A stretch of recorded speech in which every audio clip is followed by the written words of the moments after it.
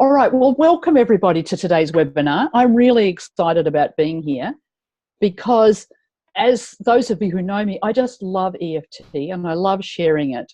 And this is a fantastic opportunity to share with maybe some of you who don't know about EFT, or some of you who have heard about it but haven't really done much with it. And so we're going to learn about it, what EFT is, how it works, and we're going to have a bit of a practice run as well. So this is for you.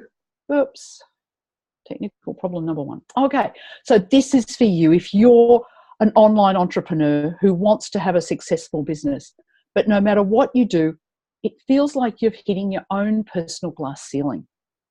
You're stuck and you're frustrated. You feel like that you've tried everything and you work hard every day and you know that you have a great message to share. So why isn't it working? All the pieces are there. What's not working? And maybe you've wondered if it has something to do with this elusive thing called mindset. And if you've seen some of my posts or some of the posts from other people where we're talking about mindset can be 50 to 80% of success in business. So yes, it has a really big part to play. So you are in the right place because you're going to leave here understanding about why the mindset could be causing the problem.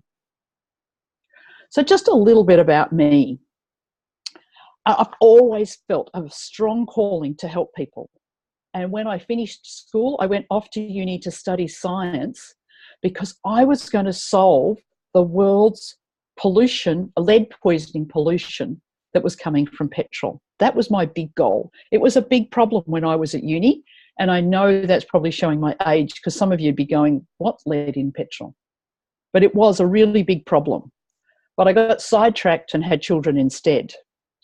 And for some of you who know, I've actually had 8 children, and that picture up there is at a wedding of one of my children last year. And all of my kids are there and most of my grandchildren. So I got sidetracked. But when my youngest son was a baby, I decided it was time to go back to uni. My brain was actually atrophying. And I went and did a social science degree and a major in psychology because I knew I wanted to help people. And then I did a graduate diploma in counselling. So that's me receiving my degree. Very proud of that degree. I did that with 6 little children. And after I graduated, I went and worked for the Step Family Association as a counsellor. And I hated it. It was awful. It was one of the worst jobs I've ever had. And I haven't had that many jobs, but that was the worst. And it was so bad because I couldn't help people. No matter how much skill and training I had and how much knowledge I had, and we had this wonderful training course that we took step families through, I couldn't really help them. I'd listen to these sad stories every day and could do so little to help. So fast forward 20 years later, a few more jobs, 2 more children, and I was struggling with weight. Weight had become a really big issue for me. And I'd done all of the diets and everything a person could do. And I just like, what on earth can I do? And I saw this pamphlet and it talked about weight loss using the power of your mind. And it talked about confidence and reducing stress and losing weight without dieting. So it really attracted me. I'm like, yep, that's for me. This sounds really good. And so I toddled along to this one-day seminar. And I listened to this amazing woman, Dr. Peta Stapleton, in the photo there. She's an associate professor of psychology at Bond University, so not just any old person. And she's one of the top researchers into EFT. And she's down here on the Gold Coast in Australia, one of the top researchers. And she has done some absolutely stunning research, which you'll hear me talk about at other times. I'm not going to go a lot into the research, but there is bona fide, proper university research showing how well EFT works. And Dr. Peta Stapleton is one of those researchers. And she was the seminar presenter for this day. So I have stumbled on to one of the best seminars I could have gone to. And she started by doing a demonstration on a person for using EFT to eliminate food cravings. And it blew me away. This particular person was addicted to Coca-Cola, 2 litres a day type addiction. Hot, not fizzy, anything, true addiction. Within 20 minutes, she said, I will never drink that foul-tasting stuff again. And hasn't. I've met her a few times since. She has never drunk it since. So you can imagine I was pretty hooked. And so I went off and did further study and became qualified and did all of that because I just absolutely loved EFT. It was just so cool. And then I started seeing clients. And to start with, I just saw general clients. I did 1 sessions, come and work with me for not much money. And that was a few years ago.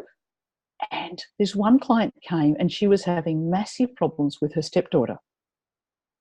She just hated her and she felt the daughter hated her and it was going to wreck the marriage. She said, I can't stand it. I've got to leave.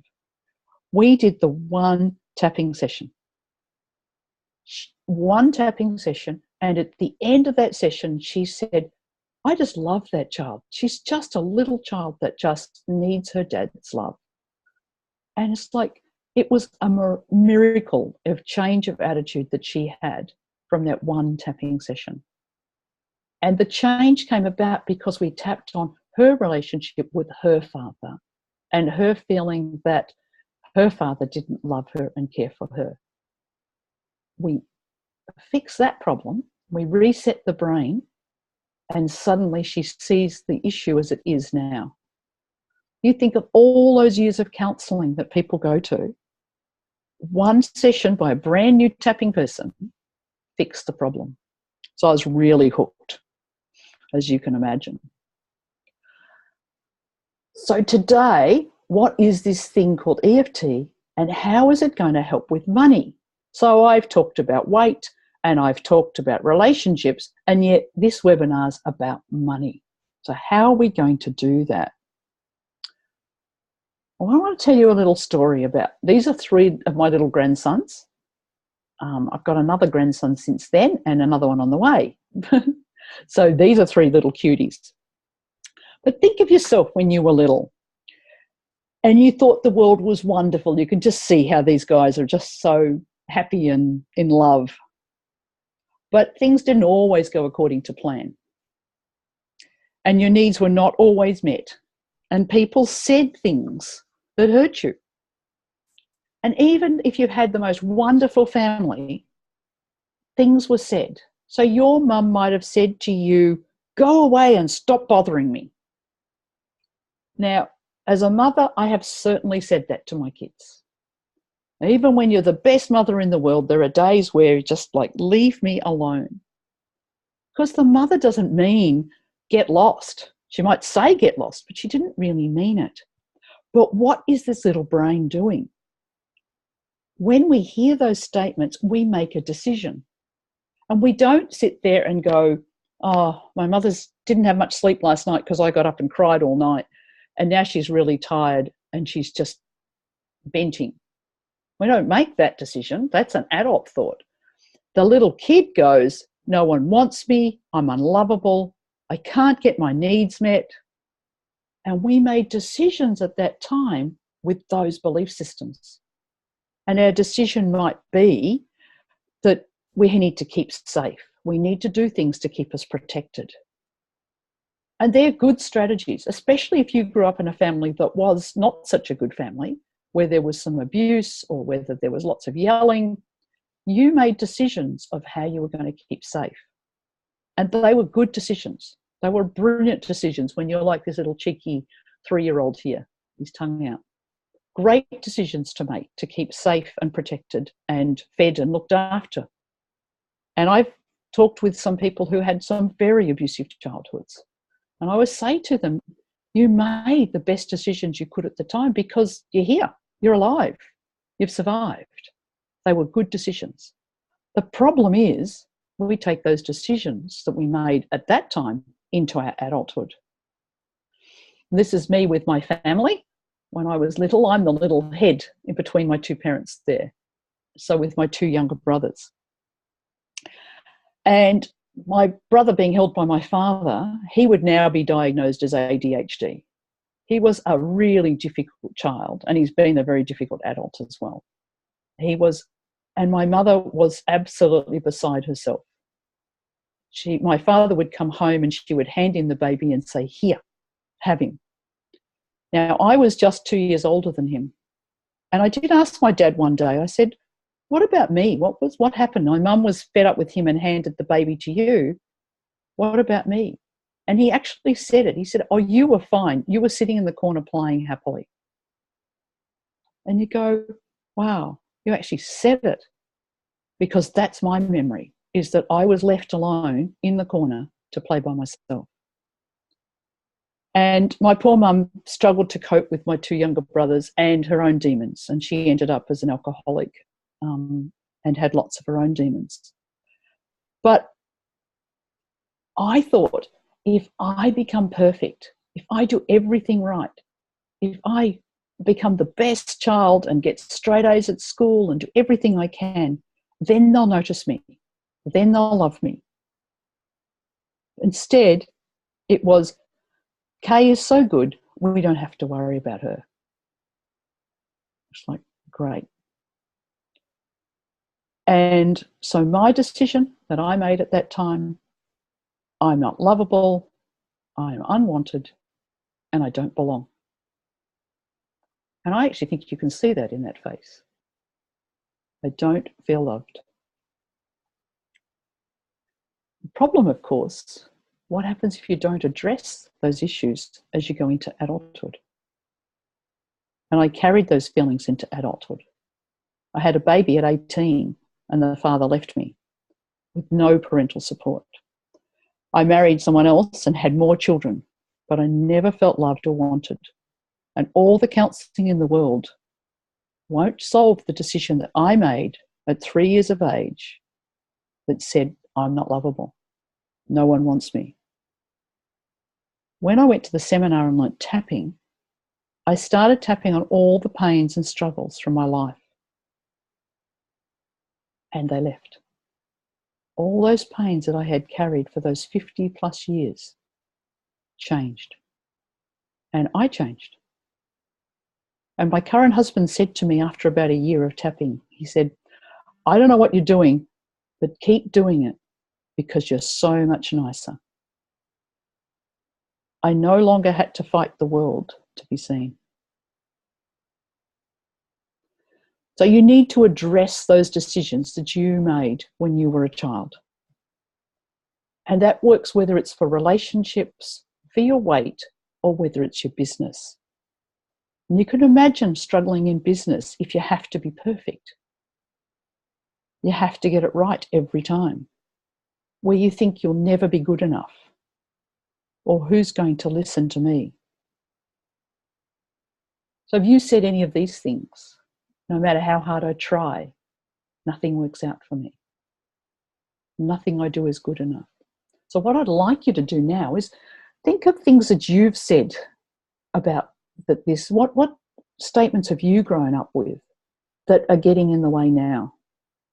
This one, getting too big for my boots. I had a client say that to me yesterday, I think it was, where she wants to grow her business and it's growing, and that thought, you're getting too big for your boots.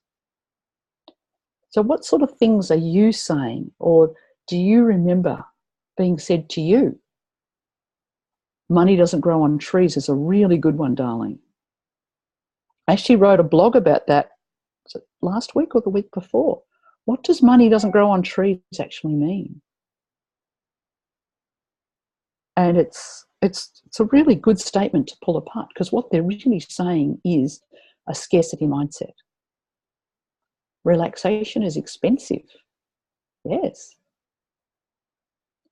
Girls are seen and not heard. Yeah, that's a good one that we grew up with, wasn't it? Life wasn't meant to be easy. We had a Prime Minister telling us that.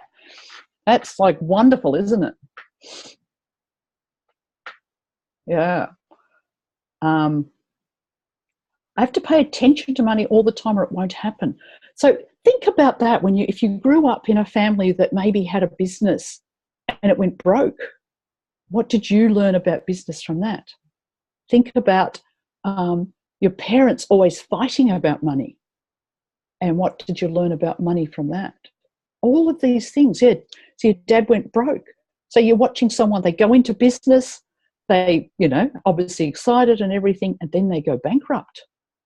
Like, why would you want to go into business for yourself? You're going to go bankrupt. These are all the things that your little brain is hearing when you're quite young, not able to go, well, that business didn't suit Dad anyway. You just make the decision that business is scary.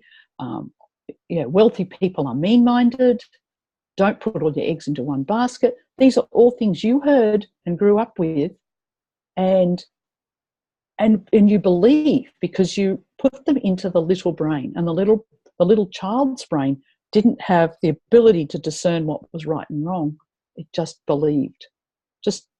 You think of a little child and they learn to walk by copying. They learn to talk by copying. So we learn our money mindset by copying. Money is evil, Jennifer. Imagine how on earth are you going to be able to set a goal for a successful business if you leave that belief system inside your brain saying money is evil? Your subconscious brain is so much more powerful than the conscious brain, and it's just going to make sure that belief system comes true.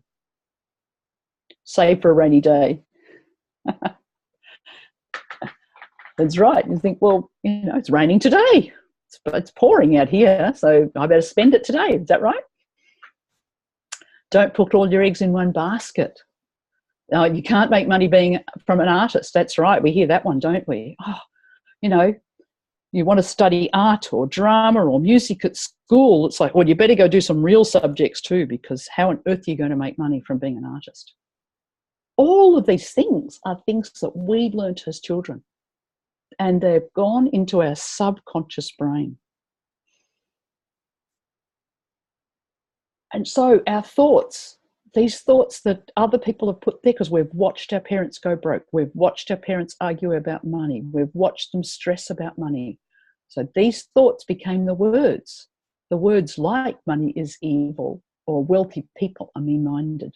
They became the words which became our actions. There is no way you can be wealthy with those thoughts. They become our character, which becomes our destiny.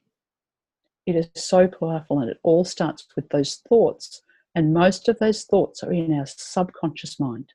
They're not consciously running around. And so we struggle to pull them out because they're just there. And so many myths like money doesn't grow on trees, that's a myth. You have to work hard to make money is a myth. Wealthy people are mean is a myth. They're all not true. And yet so many people believe them. But those thoughts will become your destiny unless you change them. And that's where tapping comes in. That's the power of tapping. We can change those thoughts. That's exciting, isn't it? To think that we have this tool literally at our fingertips, that we can change those subconscious myths that we're operating from now. We can change them. We can stop the struggle, because if you've got a belief that says you'll never make money in business, you'll never make money as an artist, then no matter how well you do, how much marketing you learn, how many skills you learn, you've got this belief that says artists have to struggle. And so you will spend your life struggling, because that subconscious belief system is much stronger than anything else that you will do. So imagine that you can change those thoughts, stop the struggle, and clear all those old beliefs that I have to be perfect, otherwise it's not good enough. Why, who's going to listen to me because then what have I got to say? All of those things, tapping can clear all those old beliefs. Now, how? How on earth does this tapping thing work? All right. So this is a situation that you might come across. Someone accuses you of doing something, okay? And you have a fight, flight, or freeze response to that. Now, those responses are coming from a place in our brain called the amygdala. It's in the center of our brain, and it's the bit that controls those hormones. So we've all had the experience of, having a near car accident, and you feel your heart rate increase and your hands get sweaty and it's really tense, right? And that's the amygdala sending out the signals to the brain, to the body, that we're get fight or flight. We need to do something here. Unfortunately, with a near car accident, there's actually nothing to do. You sit there and all of this stuff runs around your body and you can feel the shakes and shivers. And you've all experienced someone screaming out the window at you. They're doing that because they've had this fright and their amygdala says fight. And occasionally they get out of the car and fight. Most of the time they just sit there and swear at you. So that's the fight response. We've all experienced the flight response where someone's yelled and screamed at you and all you want to do is get away from them. Now, these responses were set up when there was a tiger in the bush and it was chasing you. And these decisions to fight or flight were a brilliant idea. Really good decisions to run or to fight, to make a decision. And our body actually put blood into our arms and legs so we can run, climb trees, or fight them. Good plan. Unfortunately now, when it's the near car accident, someone yelling at you, all those sorts of things, there's nothing that you can do. So freeze is the response that we often now have. And if your parents yelled at you lots, you will remember this where you stood there and you took it, but your brain went frozen. You didn't feel anything. You actually blanked it out. And that's the freeze response. There's actually another response they've shown called faint as well, but that's not as common. But every one of us will have experienced that fight, flight, or freeze response at some point in our life. Now, these are the things that are going on, the hormones that are being sent in your body when something happens. But it's also the response that you had when something happened when you were young. So when your parents had a fight and you were little, your body went into this same response pattern, but you were just the kid and there was nothing you could do. But that panic, that sense of trouble brewing has been set up in your body. And now when you hear a fight, that response will come instantly, even if it's not that big a problem. But it's like having a smoke detector in your brain, and every time someone even just yells a little bit, that smoke detector goes off, sends the signal out, and your whole body floods with this stress response. So can you think of any times that you've had that experience, or some memories that you've had where that's been an experience for you, that you realise that you're overreacting to a current situation because the smoke detector's gone off and flooded the system with the hormones because of the previous experience? There will be, certainly being yelled at is a classic. And this is what your body's doing with money. So if you had the belief system that making money, rich people are mean and horrible, then you've had your best month ever in business and your system will flood with stress hormones because, whoops, ding, ding, ding, ding, the little alarm goes off. Rich people are mean and horrible and I'm not mean and horrible, so I need to make the money go away. So Cynthia's parents fighting about money set up a money avoidance pattern. Exactly. Why would you want to deal with the stuff called money if it causes a fight? So you see how that's linked? So you're not going to deal with money now because your parents fought about money and it's not safe. You made a decision as a child saying, this is not safe. I need to stay away from this horrible, bad thing called money. Except because now we want it. And yet we've got this pattern set up.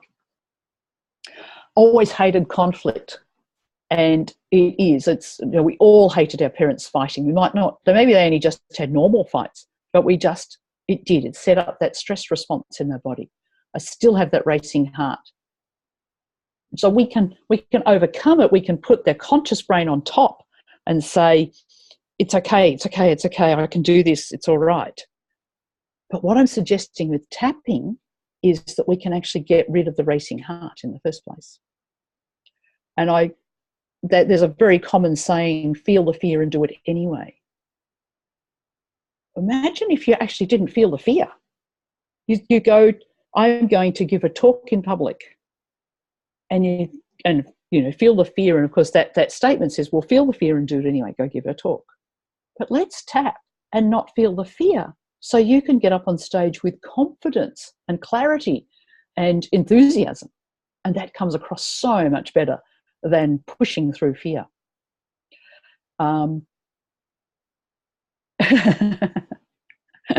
Julie feels that I'm speaking directly to her. Absolutely, Julie.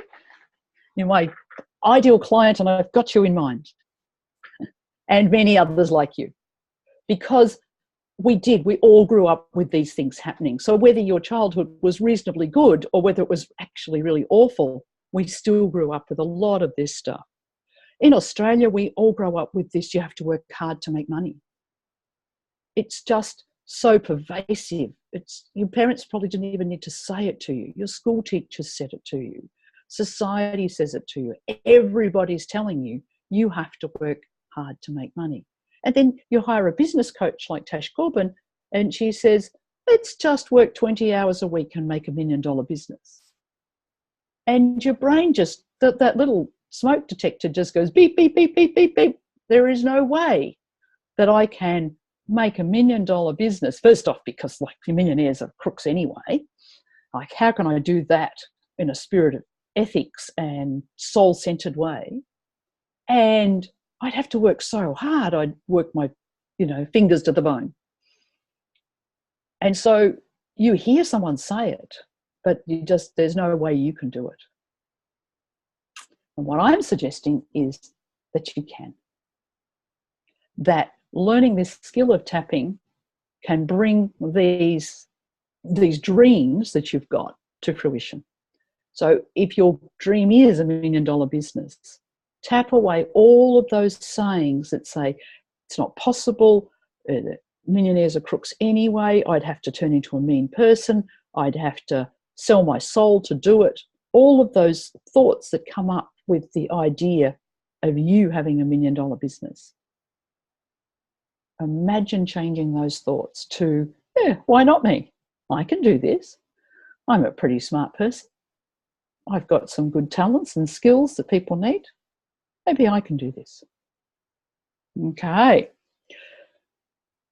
So let's learn tapping, hey? So these are the tapping points. These are meridian zones in our body, and they do exist. They've actually found them now. They're tiny little tubes that run up and down our system, and they run literally from our toes right through to our head. These points have been chosen because they're end points of meridians, so they've got the most power.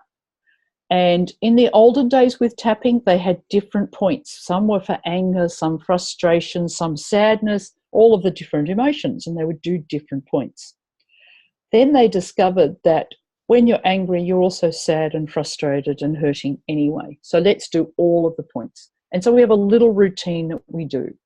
So starting on the karate chop point, you can see they're on the hand, on the outside of the hand. That's the first tapping spot. And we tap there 2 or 3 fingers, tapping on that spot.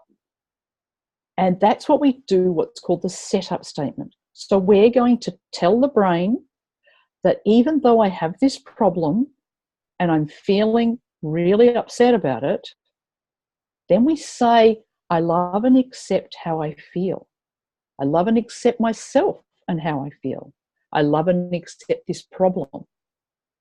because it's the truth. It's our problem. It's how we really are.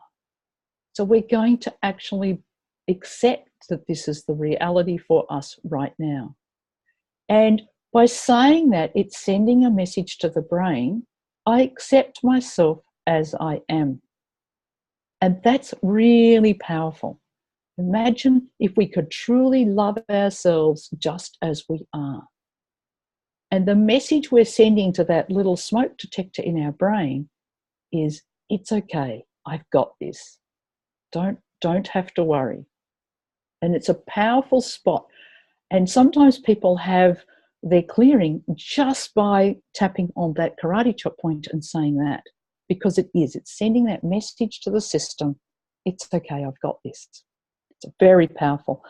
In the recent Tapping World Summit, there was an interview with Marianne Williamson, and she talks, the whole talk is just on that spot and that statement of I love and accept how I feel. It was a brilliant talk. Have a look up Marianne Williamson being interviewed by Nick Ortner. All right, so that's the karate chop point. Then we literally go through starting from the eyebrow. So you can see those first points there are between the nose and the eyebrow. Tap with 2 fingers, either side, either hand. You can swap hands. Stay on the bone, don't hurt the eye.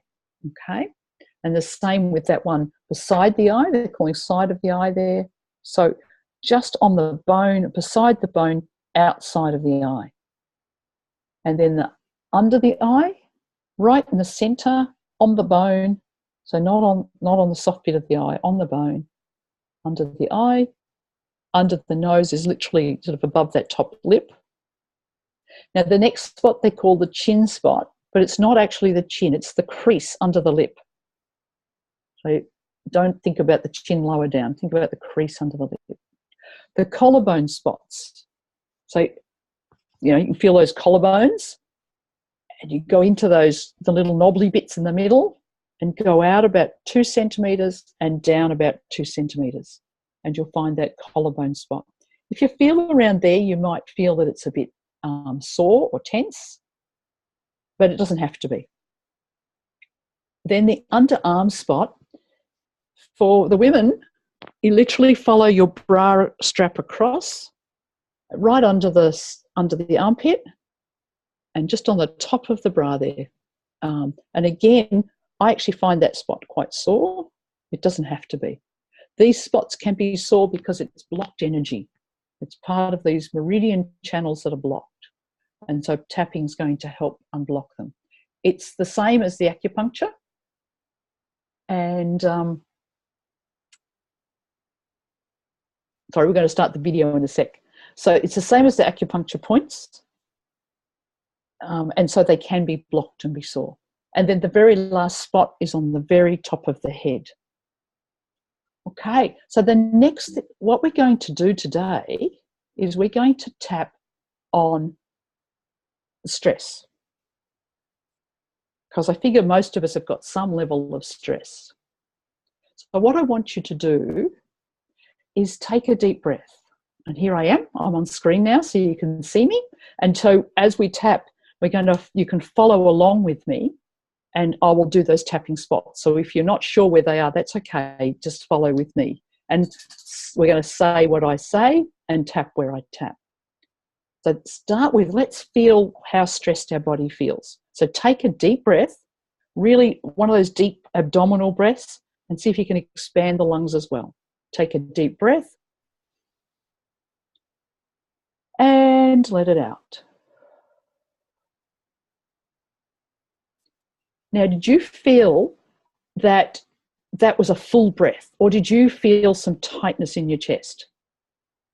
Did you feel that constriction as you got towards the end?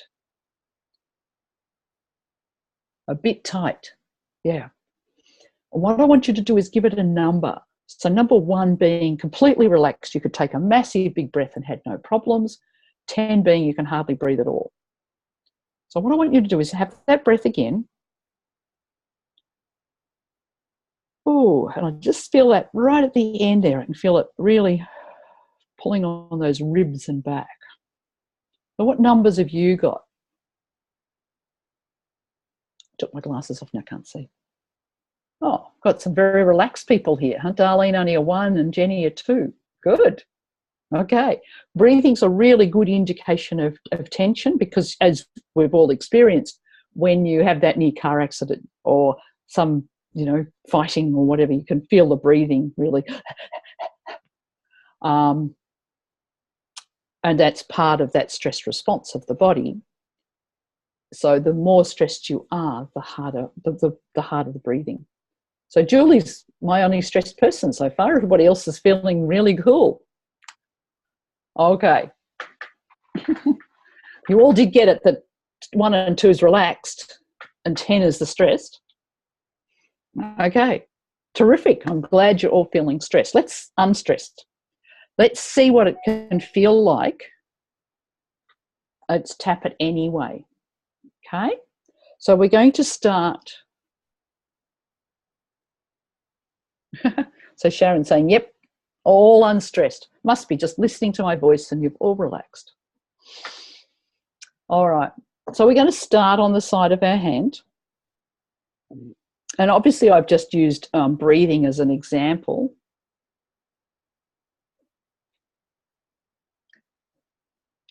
Sorry, I've got to put my glasses on. Melios, I need you. My tooth is a 6 stress. Okay.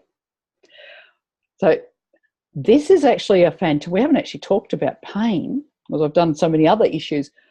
Pain's a brilliant one to do tapping with because most of pain is stress. So you think about a broken arm, and by all means, go to a doctor and get your broken arm fixed, okay? I'm 100% doctors are the place to go for broken arms.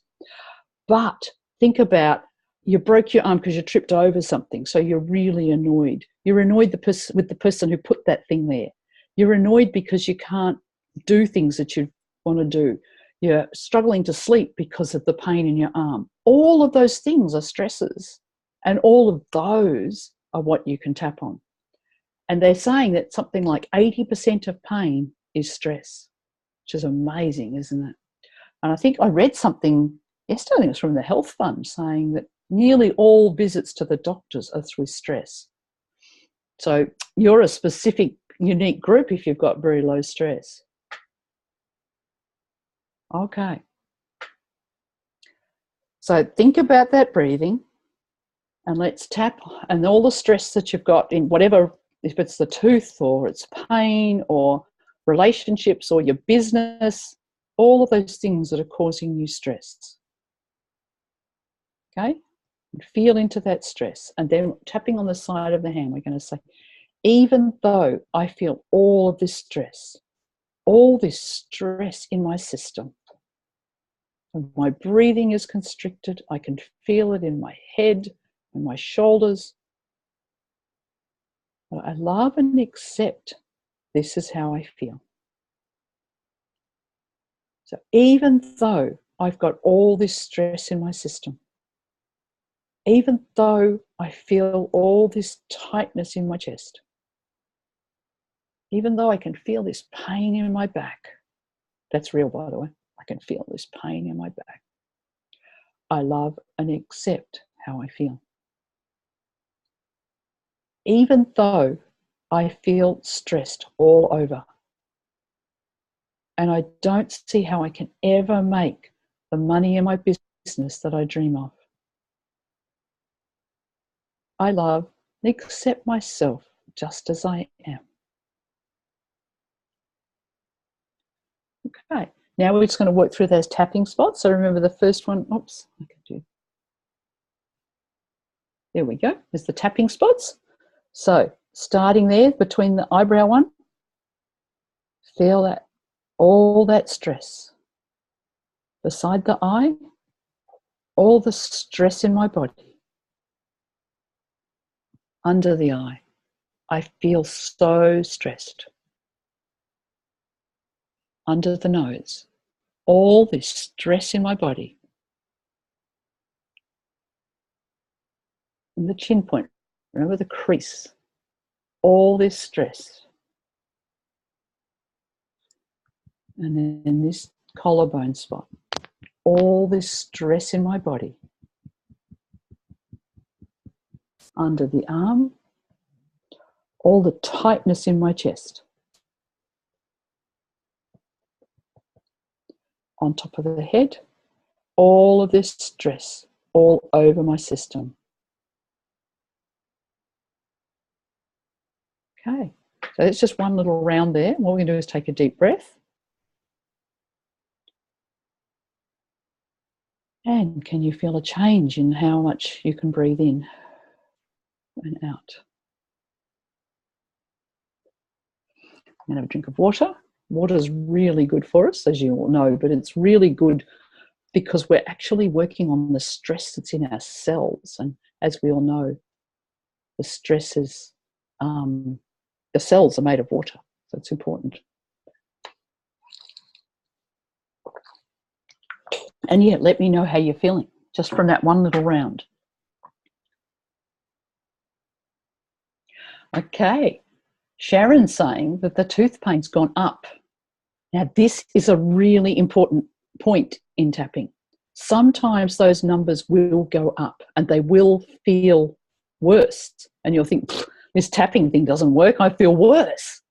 No, it actually is good because it means that you pick upon the issue, and the only reason you're feeling worse is that you've actually felt into it more. You've actually got into the pain.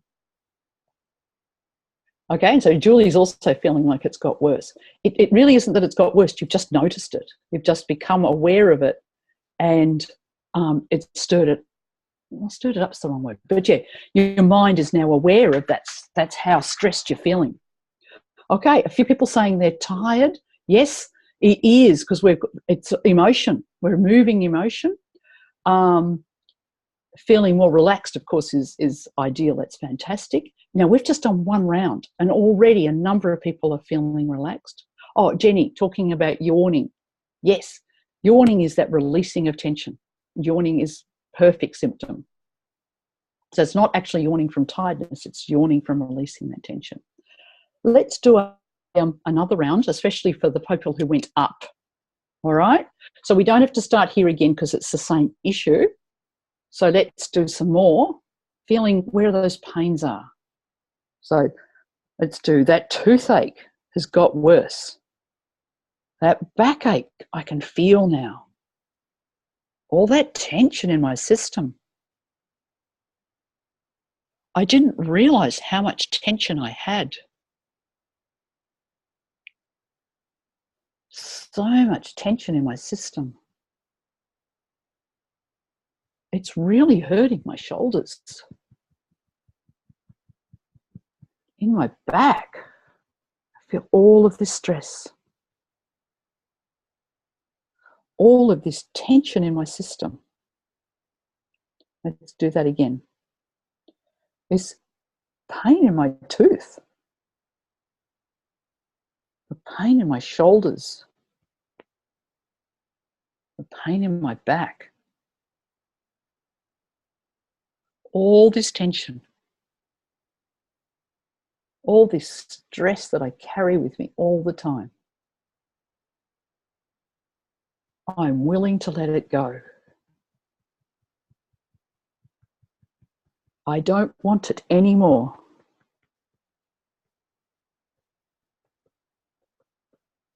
It's time for this stress to go, and I love and accept how I am.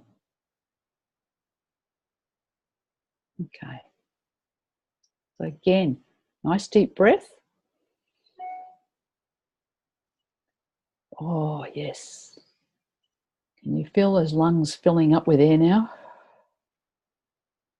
Isn't that wonderful? So how, for those of you whose number went up and got worse, did that help it? Yawning lots is fantastic, nearly yours. I think I saw someone deep sighs, yes.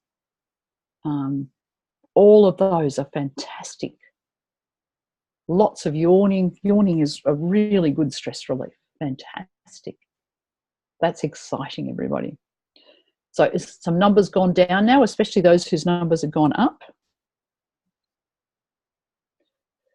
Can you feel the difference? Even for those who felt that their numbers were ones and twos, can you feel how that breathing has improved? Imagine if you just tapped on breathing every day, how much your life can improve, let alone all of the emotional stuff that's going on. So Jenny's, yes, breathing easier. Fantastic.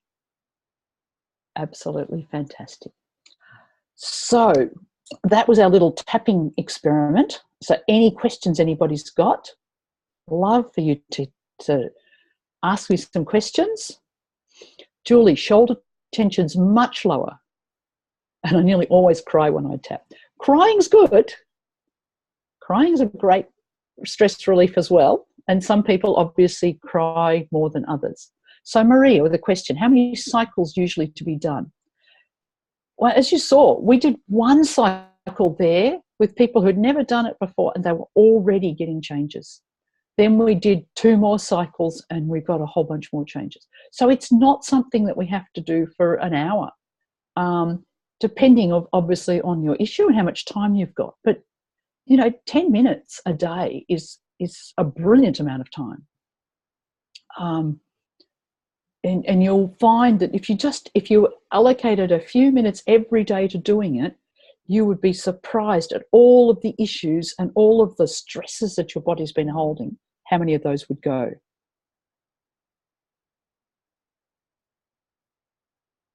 Okay, so Jenny's question, sorry, I was reading and said I stopped reading. You mentioned I don't want this stress anymore. Is it okay to say the negative and what we don't want? Doesn't this reinforce it? It feels like it, doesn't it? It's like we're so programmed to talk about the positive that you think, isn't this talking negative? And no, because what we're actually saying is the truth.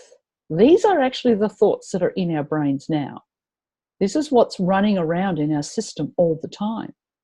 We're not talking negative, we're talking how we actually feel. And for many people, it's the first time in their life they've actually said how they feel. And I've had people say to me, it feels so good to be able to say it. This is crappy. I don't like it. I'm not happy. This is bleh. To be able to say it, to let it out, to let all that stress and trauma out, and you bleh, get it out. So yeah, I don't want this stress. I don't like it. I'm not happy with the way life is perfectly good to say. You do notice I did finish with I love and accept myself, because that's where we're getting to. And we do positive rounds of tapping. I'll just give you a little simile that I use. Is imagine you've got a big garden bed out the front of your house, and you really love it to have, look beautiful at the front of your house. But at the moment, it's just full of weeds. And I'm sure you've all experienced a garden full of weeds. And you think, I'll just go down to Bunnings and I'll buy myself some pansies and some petunias and it'll look gorgeous. And you go there and you plonk them in amongst the weeds and you look at it and go, still looks pretty crappy. Can't really notice I've done any difference at all. You have to pull the weeds out. The only way that garden bed is going to look any good is for you to pull those weeds out, dig that dirt, make it beautiful, then put in your flowers, and they will flourish. And that's exactly the same thing that we need to do with all our positive thinking. So we say all these affirmations, I am rich, money flows to me, money, clients come to me, everything's good in my life. And the subconscious bit of our brain's going, you've got to be joking. That's never going to happen. That can't happen. Who do you think you are? And they're the weeds. And we will not be able to plant those beautiful thoughts until we get rid of the weeds. Get rid of the weeds through tapping, then put the positives in. They work brilliant. Okay? So that's millennials. You've got a weedy garden, have you, millennials? We want the petunias and the pansies and the beautiful flowers. We can get rid of those weeds. All right. So keep asking your questions. Obviously, I'm going to talk to you about my wonderful membership program called Mind Matters. And I've got Julie here as one of my members of my Mind Matters group. And we meet every month on a live call. It's a time to ask questions. It's a time to share how you're going in your business and your life. And then we spend some time tapping together, with me leading a tapping similar to what I did now, except we'll do, a lot more of it. And because it's a membership program, I get to know you, I know your issues. We have some quite powerful tappings together. There's a Facebook group where I put in little things that you can do, and one of the suggestions from yesterday is little encouragements to tap daily. So reminding you that this is something that only takes 10 minutes. You can even do it while you're driving in the car. You don't have to put a lot of, it's not like it's, only when the moon's full and sitting outside and all that. It's literally any time of the day you can tap. So I'm going to be in the Facebook group putting in some more of those encouragements and some other little things that I read and that I think will be useful. There's also some passive modules in there, and they were deliberately designed to help you design your own tapping scripts around being an online entrepreneur. So they're all of the things that we experience as an online entrepreneur. The fear of setting goals, the fear of the tax man, the worry when someone asks for a refund, when someone criticizes us, all of those things that we've all experienced. So there's modules in there that come in every month on those issues that each one of us have experienced. And it's me working with you to help you make your own tapping script so that you can work through those issues as they crop up for you. And as a special bonus for signing up today, I'm going to do 2 more live sessions in the next 2 weeks. So if you sign up today and you're really not sure about how tapping works, those live sessions are going to be just for you, because you can sit there and ask me questions and I will take you through the tapping slower than what we just did today, and learn more about tapping. Julie's just written, because I said Julie's already in this group, and she's written, "Oh goody, I'll be there." So she's looking forward to this extra live sessions. The live sessions are very, very powerful. And the best bit, it's only $29 a month. So imagine me, I charge $150 for a single session, or you can have me for $29 a month. Or even cheaper, sign up for the year at $29 for the year, $290 for the year. It is really good value. And I encourage you all to come and join it at $29 a month. You're going to have live sessions with me. So ask me some more questions. Darlene saying the sessions are so powerful. I loved it. That's wonderful, Darlene. Dave's put the link there in the chat box for you so you can sign up. Okay, so Julie's asked a question. Explain why saying the negatives, get rid of them, but saying the positive reinforces them. Interesting, isn't it? That's a good question. We're saying the negatives as we tap. Okay, so just saying the negatives. So, you go to your friends and you rant and rave and it doesn't solve it, does it? It's the saying it and the tapping at the same time, because we're clearing them out of our system. Our cells hold the memory. We need to clear them out as we tap. We're sending those signals to the brain saying, this is no longer useful for me. Whereas the positives are something we want, and so we can actually tap them in. But we can only tap them in once those little subconscious voices are saying, stop saying, that's not true, can't be done.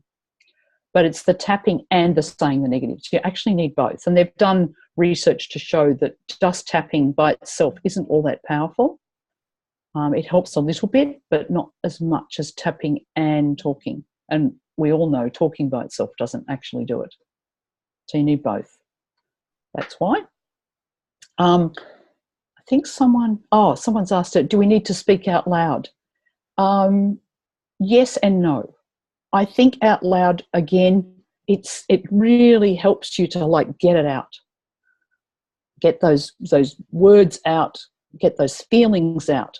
So you can imagine if it's anger or frustration, you can really, and if you're a swearing person, swear. If you're a yelling person, yell. Really get them out. just a little warning there: when you're angry, be careful how you tap, because you can actually hurt yourself because you get so angry you tap hard. You don't have to tap hard, but it just feels like it. So speaking out loud. But another, one time that tapping works really well is if you're struggling to go to sleep. You know that experience when you're asleep and the mind just goes round and round and round and round and it doesn't stop? You can actually tap and just think the thoughts in your head. Even though I've got all these thoughts running around my head, even though I've got all this stress running around in my head, and you'll be surprised at how quickly you can calm that system down and go to sleep. All right, so hopefully that answers, that explain it. Any more questions? Oh, Julie's saying she loves being in the whoops, sorry about that. She loves being in the group because of that accountability. So, even though you might have spent the whole month and you've forgotten about tapping, and there are members in that group saying, I've got this skill, I'm paying this Mind Matters course, and I forget to tap for the whole month. But at least we sort of it's another live session, let's do some tapping. So that's, and as I said, we're now going to be putting in some little prompts to remind us to tap in between. Any more questions there?